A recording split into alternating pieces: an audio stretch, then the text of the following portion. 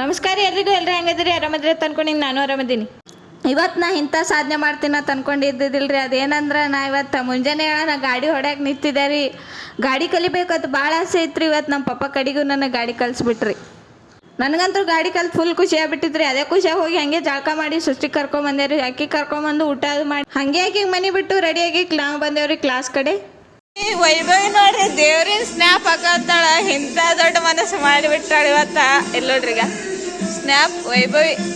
ಹಂಗೆ ಜಾನು ಬಂದಿದ್ಲತ್ತ ಆಕಿಗೆ ಕರ್ಕೊಂಡು ನಾವು 3 ಜನ ಸೇರಿ ಮೂರಿಗೆ ಹೋಗಿದ್ದೇವ್ರಿ. ನಮಗೆ ಕುರ್ಕುರೆ ಇಸ್ಕೊಡೋದು ದೊಡ್ಡವರಾಗ್ಬಿಟ್ರ ನೋಡ್ರಿ.